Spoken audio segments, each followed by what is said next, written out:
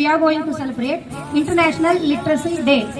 Okay, International Literacy Day is an international observance celebrated each year on 8th September. It was declared by UNESCO on 26th October 1966 at the 14th session of UNESCO's General Conference and celebrated for the first time in 1967. The day aims is to highlight the importance of literacy to individuals, communities and societies. This celebration takes place in several countries. It has specific themes in line with the education for all. For 2025, UNESCO has announced the theme of promoting literacy in the digital era. Let us celebrate the gift of literacy today. But more importantly, let us pledge together and ensure to enlighten the diya of literacy forever. Now I request Randika teacher to lead the pledge.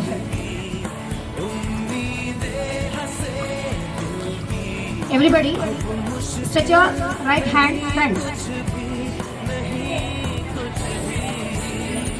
and follow the teacher.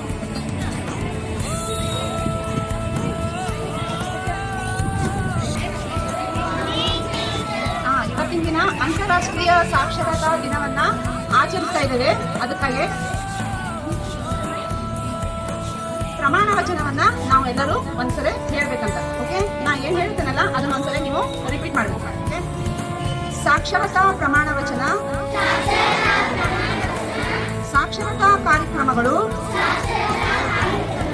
ಕರ್ನಾಟಕವನ್ನು ಸಾಕ್ಷರ, ಸಮೃದ್ಧ, ಸುಸ್ಥಿರ ಮತ್ತು ಅಭಿವೃದ್ಧಿ ನಾಡನ್ನಾಗಿಸುವ ಮಹತ್ವಾಕಾಂಕ್ಷಿ ಕಾರ್ಯಕ್ರಮಗಳು ಎಂಬುದನ್ನು ಮನವರಿಕೆ ಮಾಡಿಕೊಂಡಿದ್ದೇನೆ.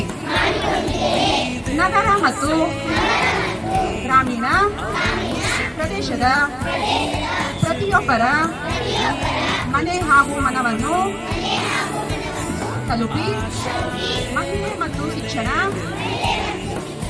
ವಂಚಿತ ವರ್ಗದವರ ಕಲಿಕೆಗಾಗಿ ಈ ಕಾರ್ಯಕ್ರಮವು ಜನಾಂದೋಲನಗೊಳ್ಳಲು ಕಾಯ, ವಾಚ, ಮನಸ ಪಾಲ್ಗೊಂಡು ಸೇವೆ ಸಲ್ಲಿಸಲು ಸಂಕಲ್ಪ ಮಾಡಿಕೊಂಡಿದ್ದೇನೆ.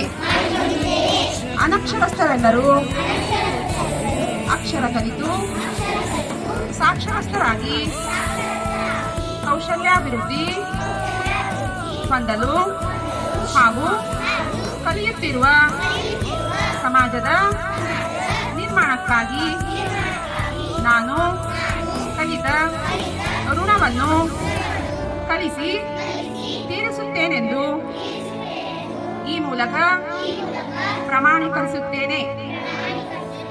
Respected principal, teachers, parents and my dear old friends. Today I am going to speak few words about the Literacy Day. National Literacy Day is observed on September 8th each year. It is highlight to National Literacy Day is read and write. Literacy means having the skills